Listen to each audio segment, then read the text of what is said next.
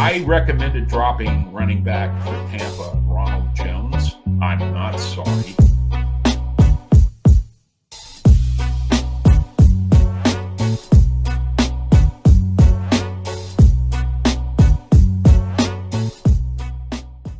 Welcome to the show. We are heading to week 6. We still have a game to play tonight, but let's talk about some things. Now, I promised my editor last week that I would turn off my phone, all my devices, and keep things that that are going to be prey to my nervous tics, such as pens. So let's get going. I'd like to start the show this week with a verbal quote tweet. A guy I've been following for a long time and respect a great deal tweeted last week for week 5 waiver wire pickups. Quarterbacks, none except maybe Sam Darnold, a little bit on the nose.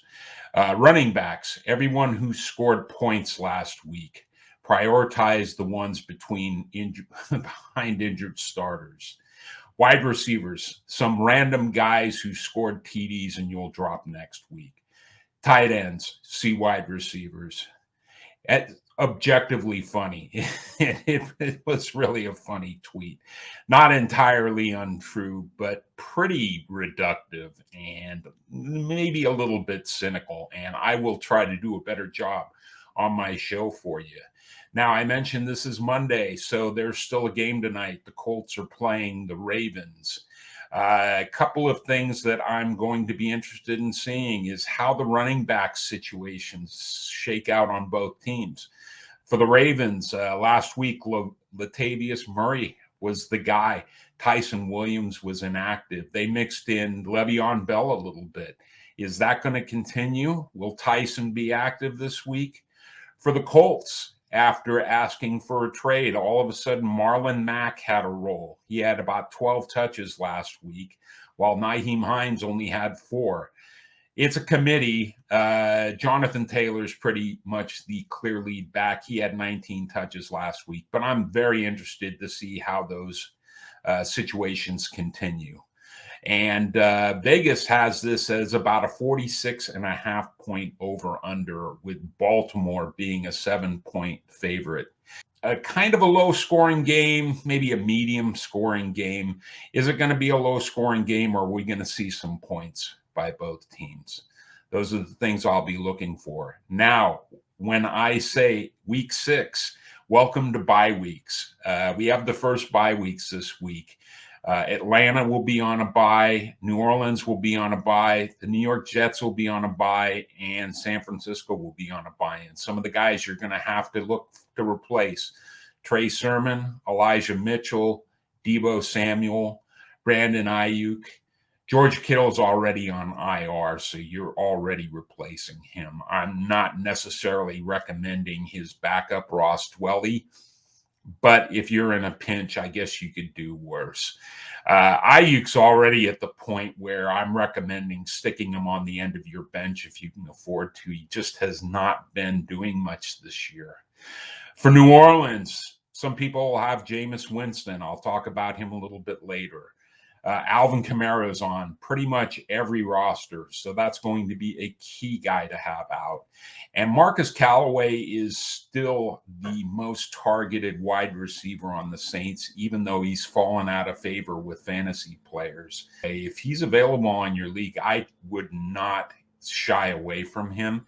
He had 2 touchdowns yesterday, one on a Hail Mary. And he did have 8 targets. So he is still the most targeted wide receiver on that team. And they did lose a guy yesterday, which I'll talk about in a little while. For Atlanta, Matt Ryan's still on rosters. If you have him, you'll need to have somebody else. Mike Davis, Cordero Patterson, who's been a budding fantasy star this year, is going to be a big loss for some teams. Calvin Ridley's already been out with a personal matter. There's not a lot of background on that. So that's a situation to keep an eye on going forward. You're not going to have him again this week. Kyle Pitts had a nice game yesterday, scored his first touchdown, had 9 catches and 119 yards. Nice breakout game for him. If you've been waiting for him, he arrived yesterday. And I suppose some people still have Younghoe Koo. So if you're looking at your kicker situation, he won't be available this week. And for the Jets, Zach Wilson's more a two-quarterback league type of guy. I have him in a couple of leagues, so I will need somebody else. Michael Carter has been seeing an expanded role over the last couple of weeks. Jamison Crowder has returned, has been as reliable as he almost always is. And Corey Davis has been up and down, but he's probably a lot of people's flex. So look for replacements for all those guys. Next week is the big bye week. It's the only 16 bye week of the season. And the teams that will be off are high-powered offenses for the most part. Buffalo, Dallas, Jacksonville, the Chargers, Minnesota, and Pittsburgh. There are a lot of players from those teams on a lot of rosters. So be prepared next week. And then we catch a little bit of a break in week 8 with only Baltimore and Las Vegas being on byes. I am going to discuss the laundry list of injuries that occurred just yesterday. For the most part, I may bring in one or two guys that missed the game already. The big one, Russell Wilson injured his ring finger and had to have surgery on it. The timetable I've seen for him to return is anywhere from 4 to 8 weeks. This is the first significant injury of his career. Right now, I guess the replacement is Geno Smith. The question is, will they call somebody else? Matthew Stafford at least slightly dislocated his finger in that game also, and he popped it back in, and in true Matthew Stafford fashion, continued playing. But he didn't look the same after that. Keep an eye on that situation going forward. It surfaced this week that Chris Carson has been dealing with a neck injury for apparently some time. That's a situation to keep an eye on. Justin Fields just may get killed behind that line. He hyperextended his leg yesterday, and he took some brutal hits again yesterday. I don't know how long he's going to last. If you're in 2 quarterback leagues, you probably have to play him if you have him. Derek Carr suffered a slight neck injury. He's not a guy that's going to miss a game with a boo-boo, so I'm pretty sure that Derek Carr is going to be able to play through. Joe Burrow briefly left the game, and I got very nervous being a Joe Burrow owner in a league with 2 quarterbacks and a super flex. And I pretty much ran right out and made a waiver claim on Brandon Allen. Now, the injury was to a contusion to his throat, which he got taken to the hospital for. Doesn't sound very serious, more precautionary. But of the 3 guys I have, Mahomes, Cousins, and Burrow, I would, if I had to bet on an injury, Burrow would be the guy I would bet on. Green Bay is already without Jair Alexander. He has what turns out to be a serious AC joint injury. He went on IR this past week, and yesterday, Kevin King, the other starting cornerback for the Packers, also hurt his shoulder. So keep an eye on that situation. That is a downgrade to their defense. I know the rookie Stokes has been playing well, but he may be on an island going forward. For the Lions, Quintez Cephas injured his shoulder yesterday, left the game, turns out to be a broken collarbone, and they are worried that he is done for the year. Juju Smith-Schuster also injured his shoulder yesterday, and I believe he had surgery this morning, and he looks like he is done for the year. Also for the Steelers, Devin Bush, the linebacker, who's a key member of their defense, injured his leg. Keep an eye on that situation. That would be a downgrade to the Steelers' defense if he missed time. A team that doesn't need any less help is Houston. And they lost left tackle Laramie Tunsil yesterday to a hand injury. He left the game. He didn't return. Keep an eye on that situation. That's a situation I'm not real crazy about owning guys on the offense other than Brandon Cooks. But that would be a huge loss on their offensive line. Okay, some more injuries. Quarterback, Miami, Jacoby Brissett hurt his hamstring yesterday. I don't think he missed any time in the game, but keep an eye on that. He's a mobile quarterback. If he's got a decent hamstring strain, he may miss some time, and they would be down at that point to Reed Sinnett, who's a rookie. I don't even recommend him in 2 quarterback leagues. Tom Brady hurt his thumb in the game yesterday. It doesn't sound serious, just a situation to be aware of. Keep an eye on. Brady doesn't usually miss time. But a more serious injury for them is linebacker Levante David, who hurt his ankle, left the game, did not return. They've already got a hospital in their defensive backfield. If they start losing linebackers, their defense is going to be in a lot of trouble. Maybe good things for their offense, as Tom Brady may need to start throwing 50 times a game, but Levante David would be a key injury. He's underrated as a defensive player, and he would be a big loss for their defense. For New Orleans, Taysom Hill suffered a concussion and left the game, did not come back. Keep an eye on that. Concussions are tricky. They're of varying degrees. Hopefully his isn't real serious. Also, wide receiver Deontay Harris injured his hamstring. He only had 1 target, but he hauled it in for a 72-yard touchdown yesterday. Not a guy I'm really targeting in leagues, but they can't really afford a lot more losses at wide receiver.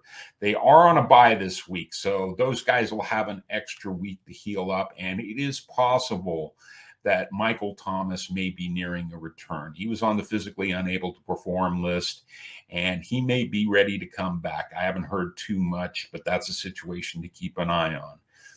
For Washington, Curtis Samuel re-injured his groin or aggravated it. He's a guy I'm not super high on anymore. He's been dealing with that injury all season long. I'm not going to say flat out drop him, but I'm not crazy about Curtis Samuel anymore going forward.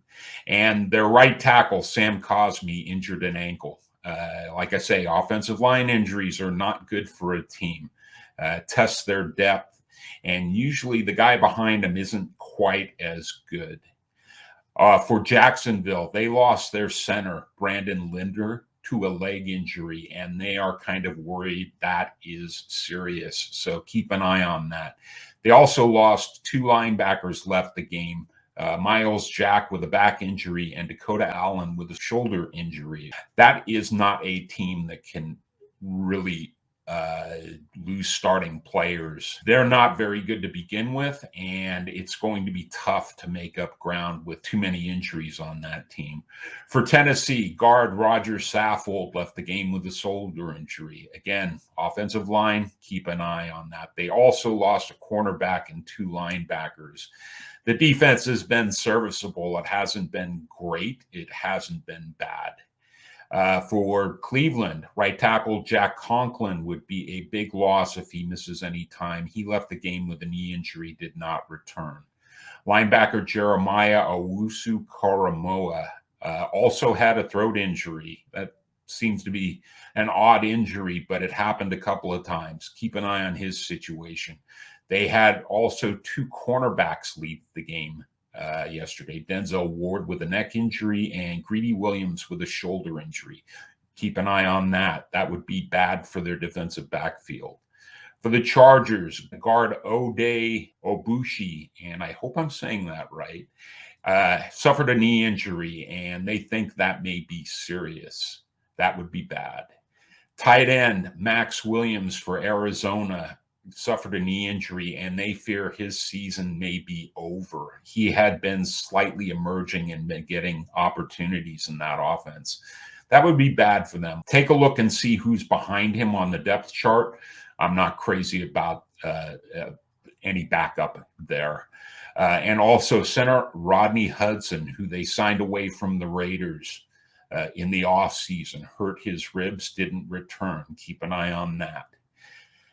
For the Giants, a team that had already been wrecked on the offense with Darius Slayton and Sterling Shepard missing their second straight games, lost Daniel Jones to a concussion that did not look good.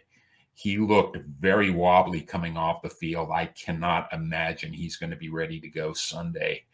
Saquon Barkley stepped on at least one guy's foot. I heard it was two, and suffered a low ankle sprain. It sounds like he's going to miss at least a week or two. Kenny Golladay hyperextended his knee, left the game, and didn't return. So that's another receiver down. And Kadarius Toney, I heard, after he got slammed to the turf and ejected from the game for returning that with a punch, suffered an injury that they had to x-ray. I haven't heard anything else about it. He's about the last man standing there. Their offense is something I'm going to probably shy away from until they start getting some of their guys back.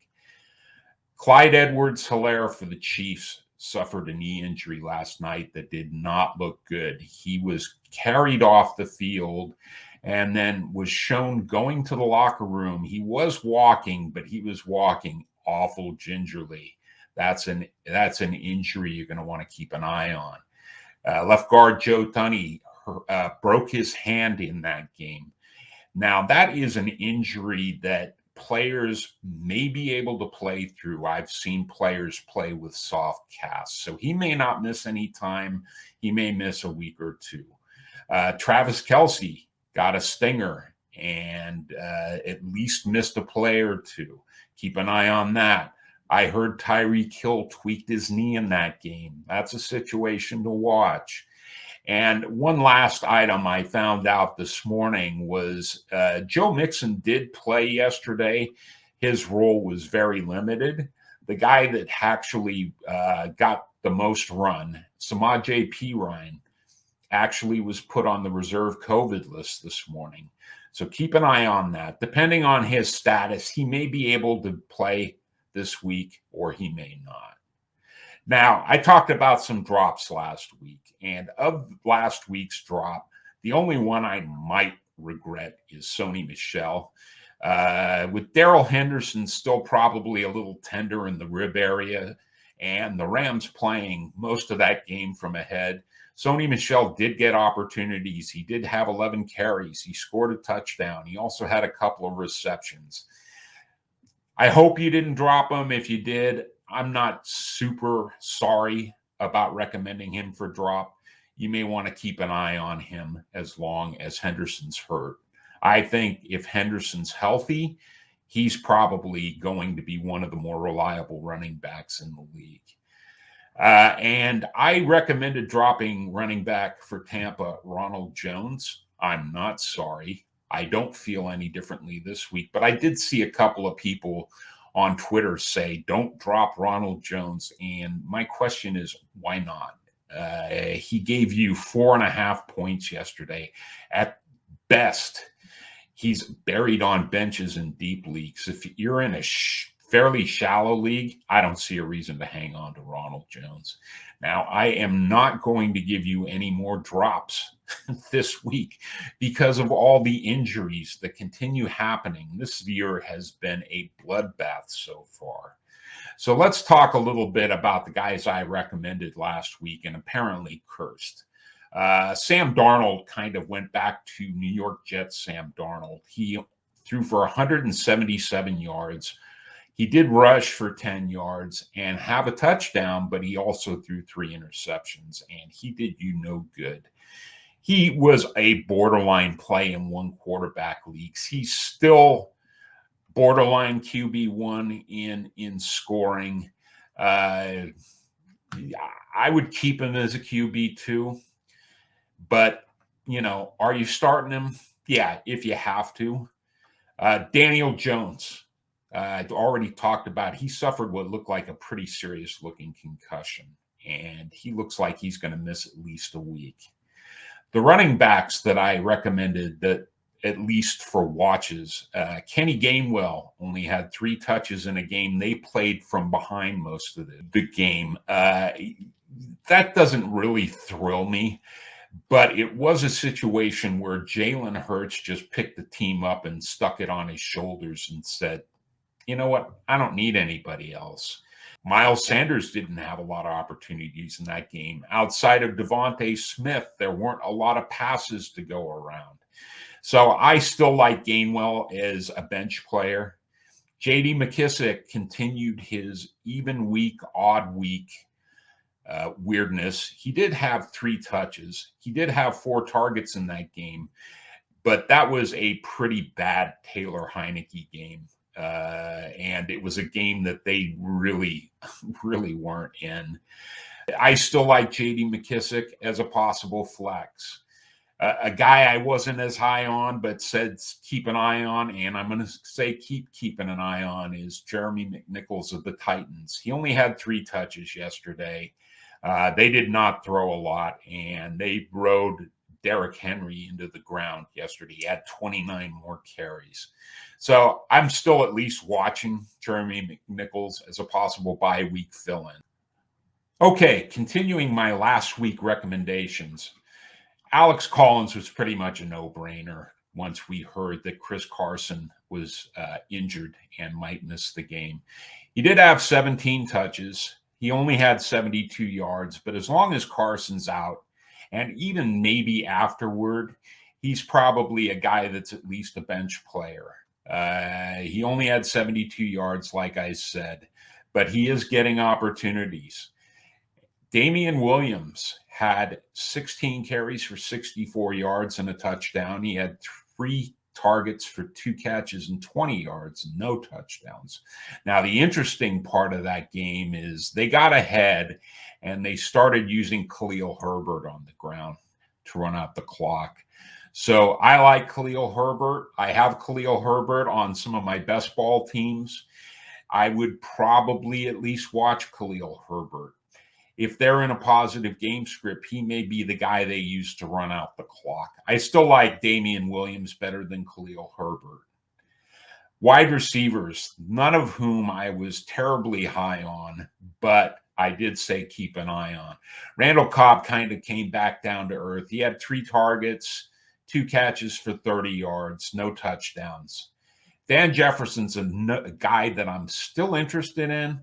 I don't have him on the end of any of my benches in a game where they were completely dominated by Robert Woods and Cooper Kupp with 24 targets and 19 receptions. Van Jefferson only had 4 targets, but he was outside of the other 2 guys the most targeted guy. He only had 1 catch for 16 yards. There's going to be games they need him. He's a guy that I'm at least watching. Khalif Raymond, after having 16 targets in weeks 3 and 4, came back down to earth with only 2 targets and no counting stats. The one guy I was pretty high on last week with all the injuries the Giants have, I'm still very high on him, and I think I'm going to be high on him going forward. I think he needs to be owned, is Kadarius Toney. He had 13 targets, 10 receptions, 189 yards, and he even had a carry for 7 yards. I think it's Toney time in New York, even when some of those guys start coming back.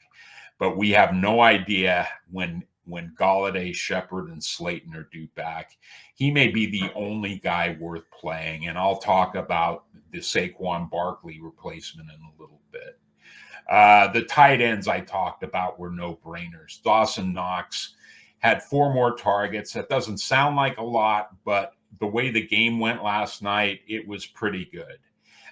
He had 3 catches, and he had a 53-yard touchdown where Daniel Sorensen kind of gave up on him, let him slip behind him, and Allen kept the play going and found him for a 53-yard touchdown. He had 117 yards total.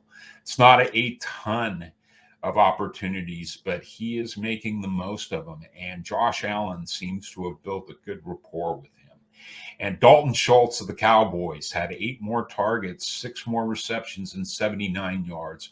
Right now, those two are number 2 and number 3 in tight end PPR scoring.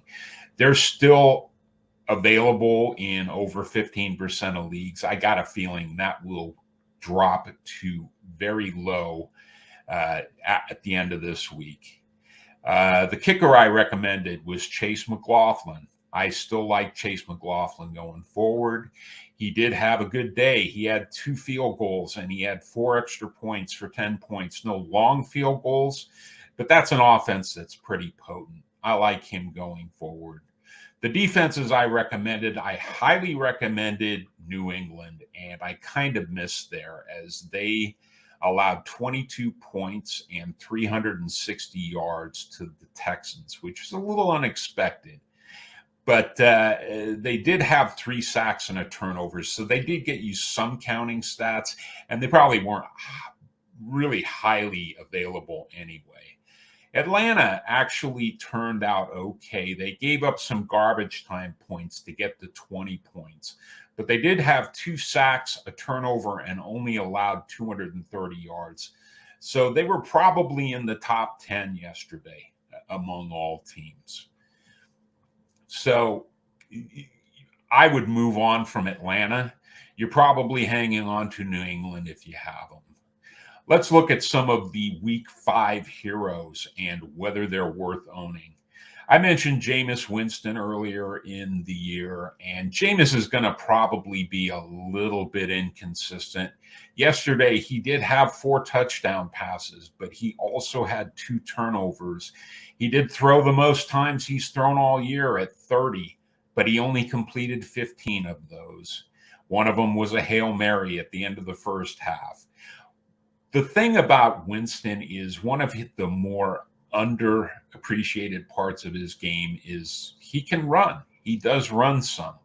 The 26 rushing yards he gave you yesterday made up for one of those turnovers, and he did run 6 times.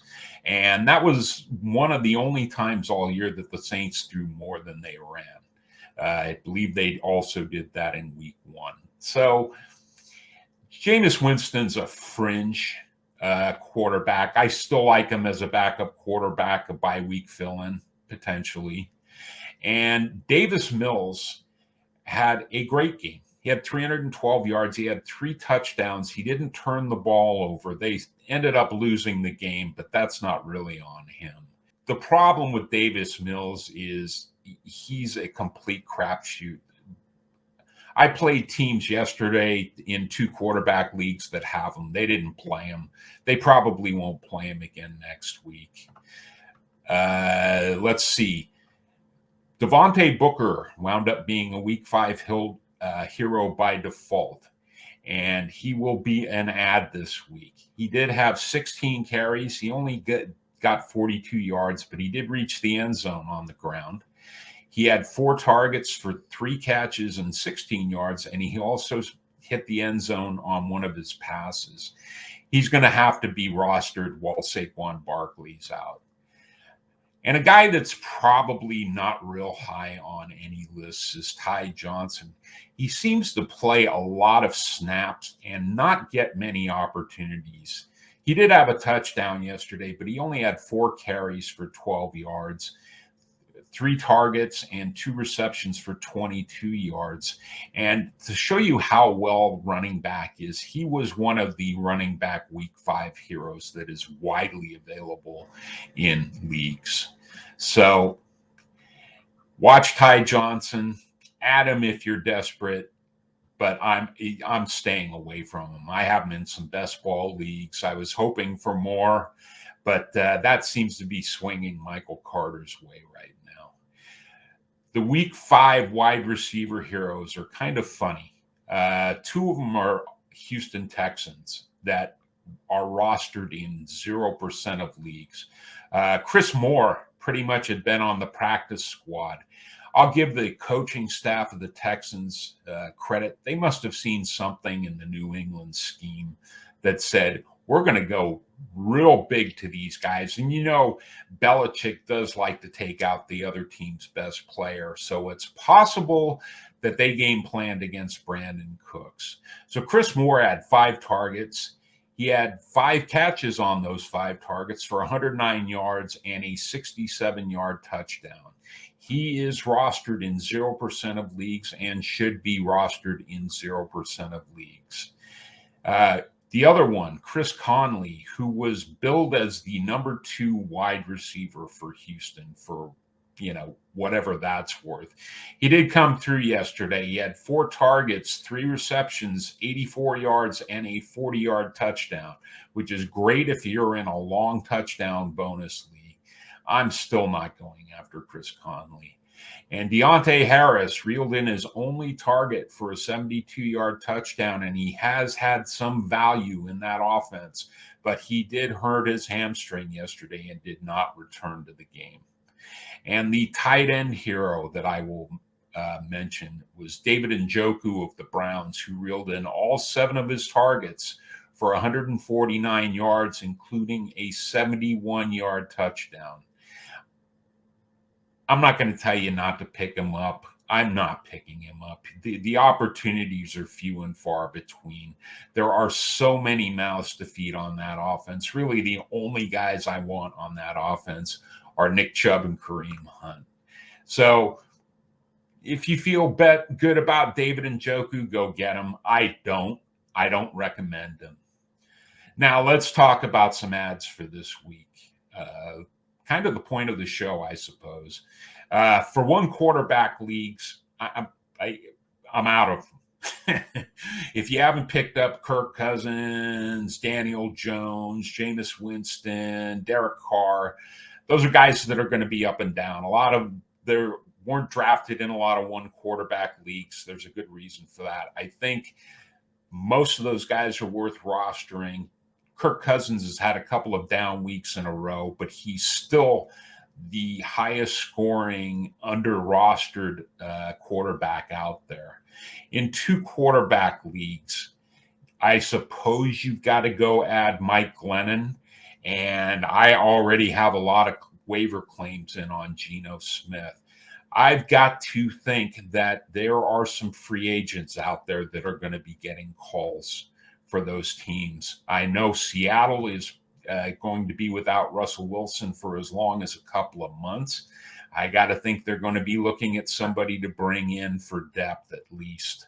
Let's say Cam Newton is a name I see regularly. Anytime a quarterback gets hurt. The problem with Cam is unless he's already familiar with the offense, he's not going to walk in the door and start the next week and succeed. It's just too intricate of a playbook on most teams. And if he's not familiar with the offense, he probably won't succeed right away. I'm not crazy about Mike Glennon, even in 2 quarterback leagues. Geno Smith, I like a lot more. And I'm also keeping an eye on all my backups. This has been a season of injuries, and who knows where it's going to end. The running backs I'm going to recommend are pretty much no-brainers. Devontae Booker for Saquon Barkley. I imagine Booker's going to be valuable for at least a couple of weeks. For the Chiefs, Darrell Williams is the obvious fill-in for Clyde Edwards-Helaire. Looks like Hilaire's probably going to be out for a while. But another guy on that team I'm going to be keeping an eye on at least, and I'm probably going to add him in deeper leagues, is Jerick McKinnon is on that team. And I like him. I've liked him all year to have a role in the passing game. It hasn't materialized yet. But Jerick McKinnon's a decent running back. He's an NFL pro running back, and I think he's probably going to get some of the touches in that backfield if CEH misses a lot of time. For wide receivers, if for some reason Rashad Bateman is on your waiver wire, and he is on a unexpectedly high number of waiver wires, I would imagine he's probably going to be activated next week. At the latest, the week after that. He's been designated for return, which means he's already in the 21-day window. So if they're going to activate him, they have to activate him soon. I've got him on a lot of my rosters. I've been able to pick him up cheap just about everywhere. For the Lions, the dominoes are falling with their wide receivers. But a guy who's starting to look like he emerged, and I know I've sung this song before, but Amon-Ra St. Brown is a guy that they highly regard, and he looks like he's ready to be a pro as soon as he walked in the locker room. He's got 16 targets in his last 2 games. Yesterday, he had 8 targets, 7 receptions, 65 yards, I like him going forward. And a guy a little bit deeper dive to keep your eye on. It seems to be open auditions in Jacksonville for wide receivers now that DJ Chark looks like he's done for the year. And a guy I would keep my eye on is Jamal Agnew.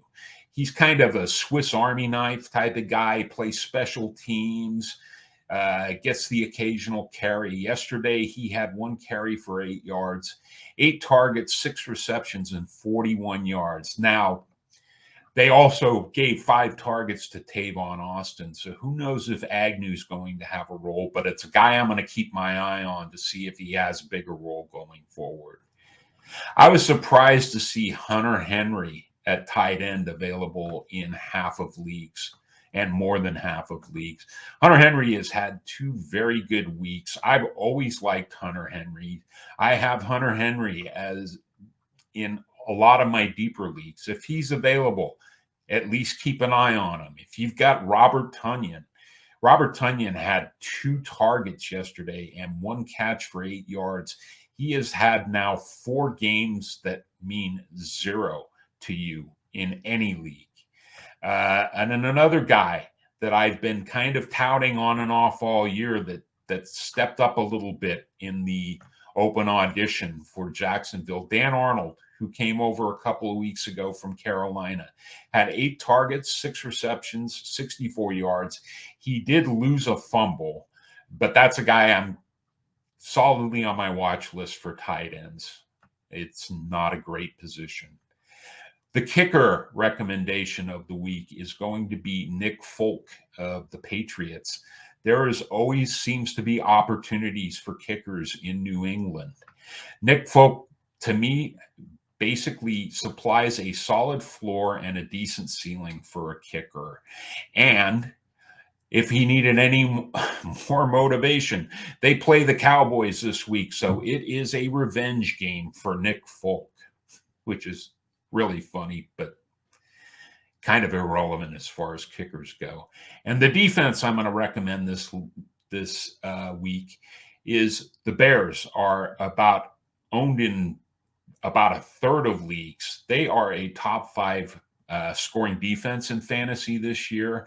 And I know it's a little counterintuitive to recommend them against Green Bay, but I watched the Green Bay game against Cincinnati yesterday, and Cincinnati is a lesser defense than Chicago, and Cincinnati gave them quite a bit of problems. They did make some mistakes, which allowed the Packers to eventually win the game in what turned out to be a kicker miss session.